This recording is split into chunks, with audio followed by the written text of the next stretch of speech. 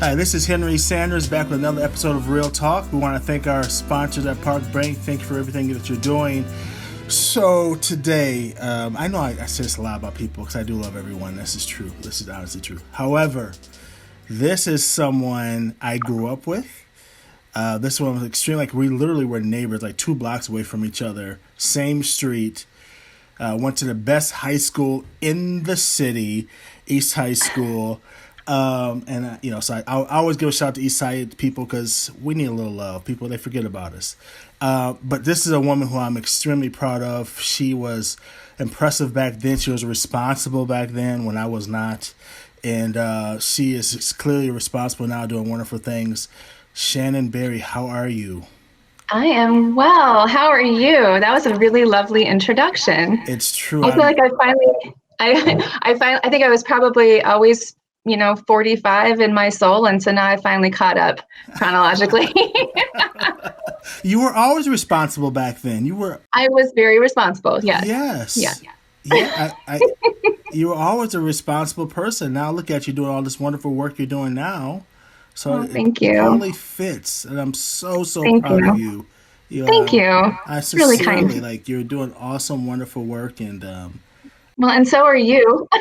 Well, thank you, but it took a lot of years to beat this into me, so I wasn't responsible. You were always a leader, though. Just remember that you were always a leader. That's good to hear. My mom would be happy to hear that. So you are now at DAIS, and you've been there for 20 years. It sounds like, is that what you said? 20 years. I have. Yep, wow. 20 years. Mm-hmm. Yeah, actually 2021 this year. Yep. Wow, and executive director for 13 years. Exactly. Mm-hmm. So tell me, how's the job? How's the job going right now, and all this coronavirus stuff going on? As a professional, as a leader, how's it going? Then let's talk a little bit more about the stuff that you do and how this is impacting the community. Yeah, so I think the coronavirus and how quickly it came about and how quickly it impacted the community was certainly something that we had to adapt to, like everybody else did.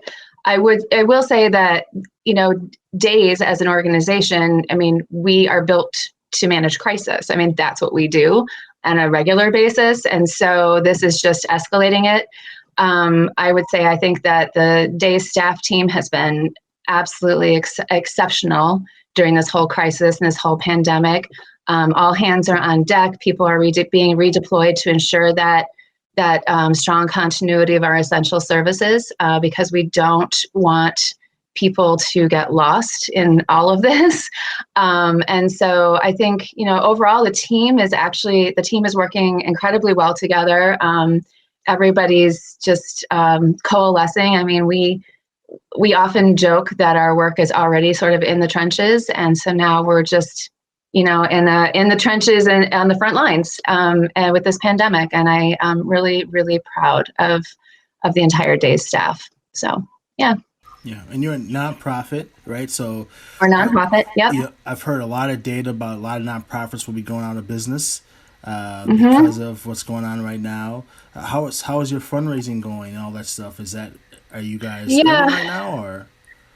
Well, we had sort of a double whammy with this. Earlier in November, we found out that we were losing a significant funding partner that we had for 42 years. And that funding partner invested about, the investment that we got from that funding partner was about $200,000 plus a year. And so that was a big kind of a bit of a gut punch, not to use violent language. But so it was something that we were already kind of working uphill. And then with the COVID pandemic, we had to cancel our largest, or actually delay our largest fundraising event, which is typically held in May.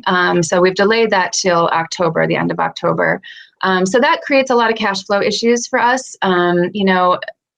Fundraising makes up about 53% of our budget now, just on a regular daily basis.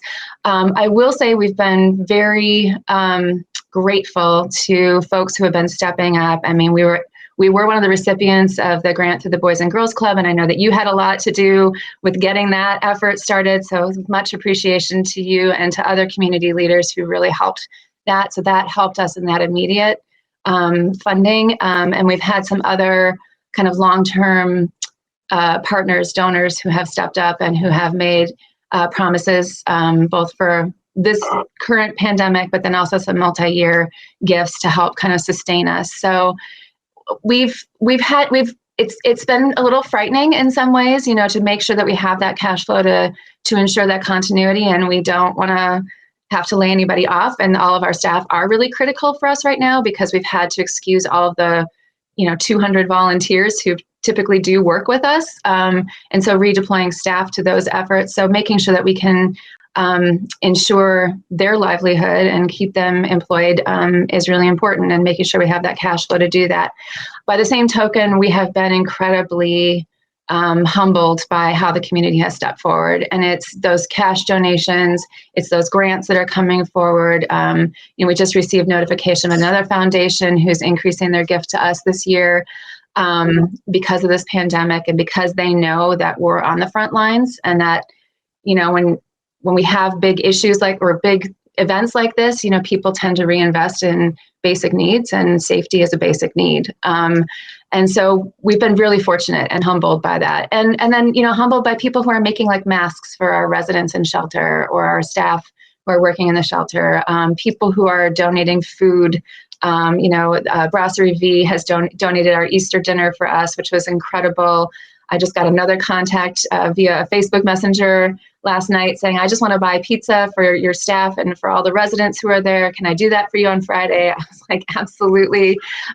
Because it's hard. I mean, it's hard to have a shelter, and having families have to shelter in place in a domestic violence shelter creates a whole other layer of stress for folks. And so to have the community doing those really concrete, tangible things to show our residents and to show our staff how much they're loved it's kind of mind blowing. Every time I have no room to be cynical right now. It's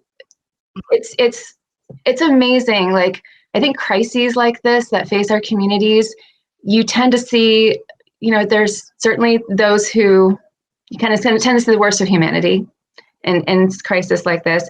But I've been noticing just the best in humanity, and particularly in this community. I mean, we are so blessed to be in Dane County, where people understand what it means to take care of one another, and just sheltering in place. And that's really hard on everybody, but everyone's doing it because it's not just about you. It's about how do we ensure the safety and health of our whole community. And so, yeah, I'm rambling because I'm kind of overwhelmed with emotion about it all. And maybe it's the exhaustion working at home with a 3-year-old talking to, but it's pretty awesome to see what's happening. Did you say you have a 3-year-old? Is that what you just said?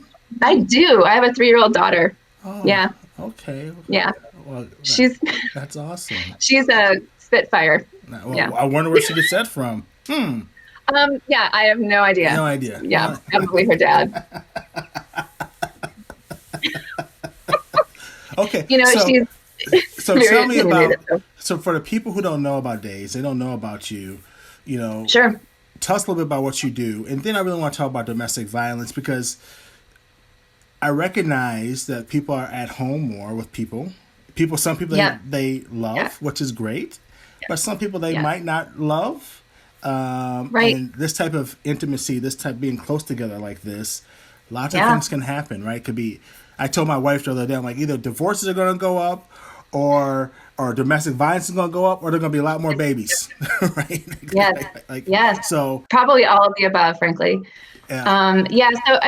So DAIS has been around for 43 years. Where we have a 24-hour helpline. We get about 15,000 calls on that helpline every year. We have legal advocacy services, support groups, case management, crisis intervention, children's programming, and then we operate the only emergency domestic violence shelter for the entire county. And so, it's an issue that I think, a lot of times people think that domestic violence doesn't happen in Dane County, or people still have stereotypes about who domestic violence victims are. And the reality is that 1 in 4 women and 1 in 7 men will experience either physical or sexual assault by an intimate partner at some point in their lifetime. And so if you just take that 1 in 4 women, and then if you add in like emotional abuse and financial abuse and spiritual abuse and psychological abuse, then those numbers obviously get much bigger.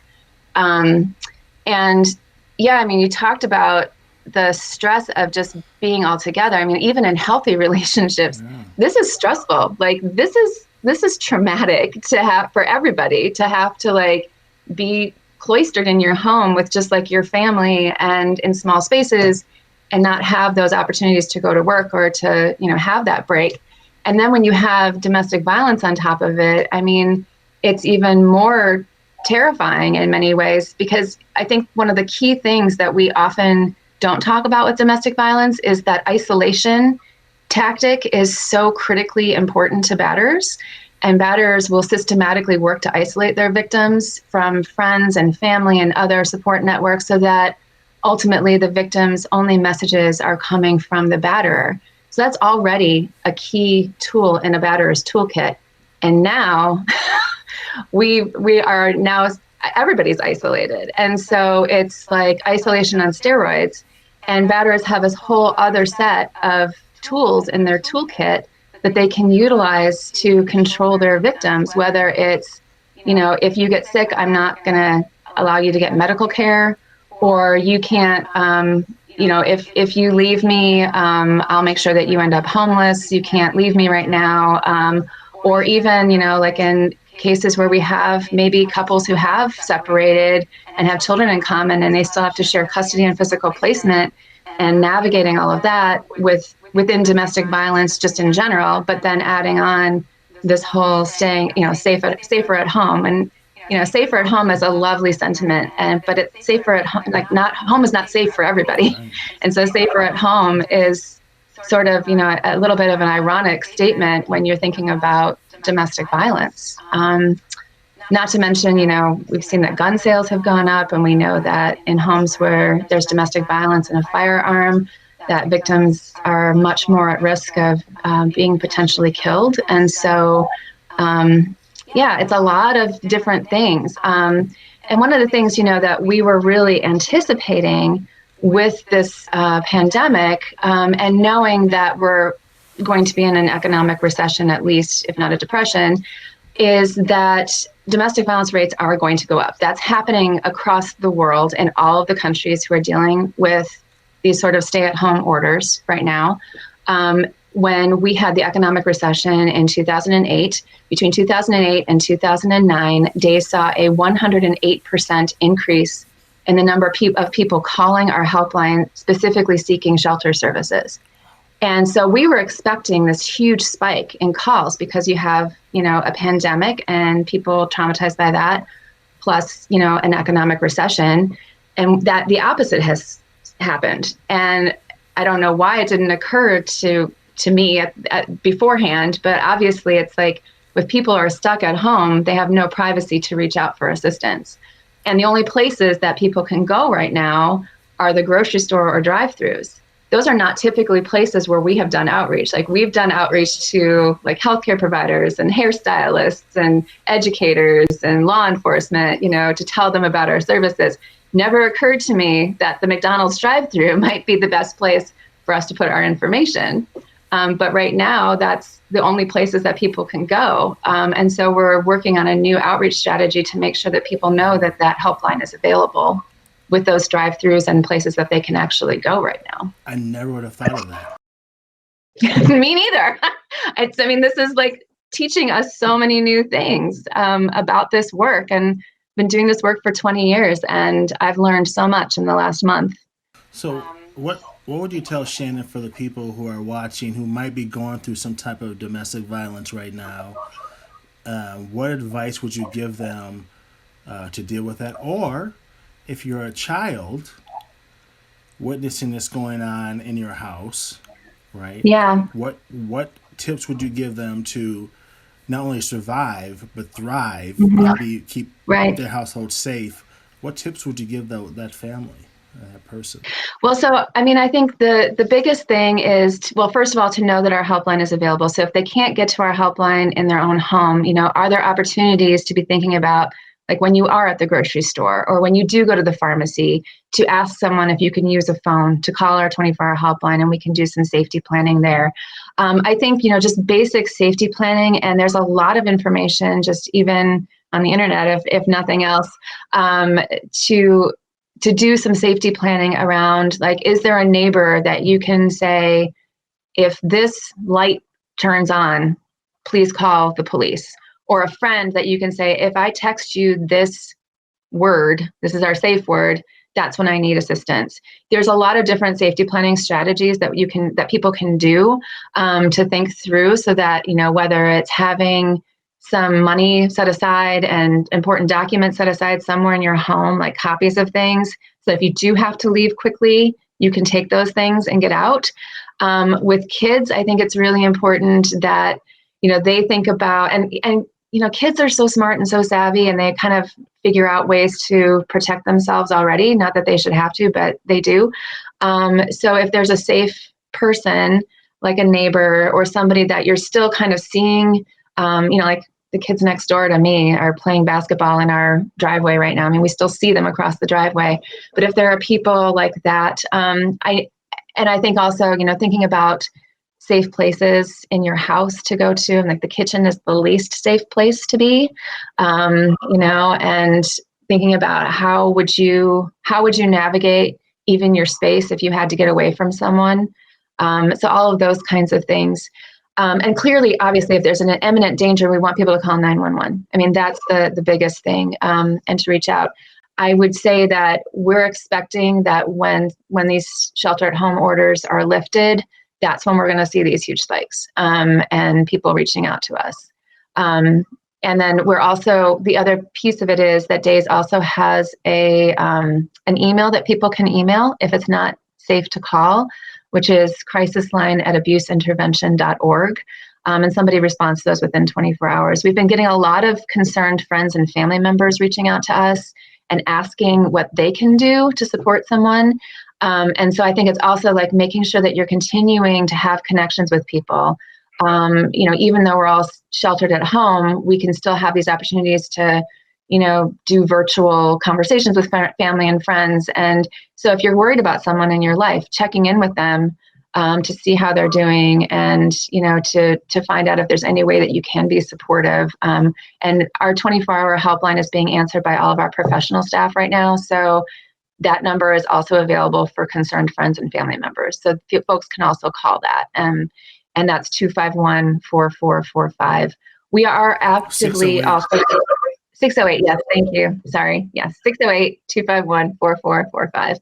And then finally, we're also actively investigating the possibilities of reinstating a texting helpline, because I think that that's probably the easiest way that people could get in touch with us. There's a national texting helpline, and we've been sending people to that, and that information is all available on our website. And I'm guessing that the information is bilingual, different languages that people can. Mm-hmm. Yep. Yeah, so we have a number of staff who are bilingual, mostly in Spanish, also in Hmong. And so anytime somebody reaches out to us, we'll try to connect them with a staff member who speaks that native language. If whoever's answering the phone doesn't, then we use a certified languages program to do the translation and or interpretation until we can get them connected to a paid staff member who speaks that language. Well, thank you for everything that you're doing. You're doing such important work, and thank you. Even just hearing what you're doing right now is really sobering. Even that you had to say that the kitchen is the least safe place in the house. Like, I wouldn't even think of that, right? So, like, if someone has to think about those things, that breaks my heart. Yeah. I mean, and the last thing I will say is, all of our services are still going, other than support group and children's program. So our legal advocates are still meeting with people face to face. They can still do, you can still do e-filing for restraining orders. A lot of folks might not have technology, so they can set up an appointment with a legal advocate to come to DAIS to do those virtual hearings or to do those e-filings for restraining orders and other things. So they should just call that 24-hour helpline, and that's the gateway to connect to everything. And it's confidential, right? So that contact's confidential. Absolutely. I think that's important for people. Everything. It's confidential and everything is free. Everything is free. Wow. So. Well, yeah. I hope that your fundraiser continues to go well. Thank you. I hope Thank you. And that your new baby girl, who sounds like she's a lot like you, you deserve that. And thank you. And that sounds like that's a blessing. And continue doing all the work that you're doing. And let us know if you want to come on more often to update us what's going on. If we can get the word out to people, we would love to do that. Thank you. I appreciate that. I'm so proud of you. Like sincerely. I just can't tell you, East Side, it just does my heart so good to see someone. I'm even representing in purple, man. That's right. Yeah, East Side. I'm just so proud of you. Yes, Golders rule. And I'm so proud to see what you're doing. And thank you, my friend. Yes, thank you. I wish you well. You too. It was wonderful to see you, and thank you for all you do. Yes, thank you. And thank you for another episode of Real Talk, and we'll see you next time.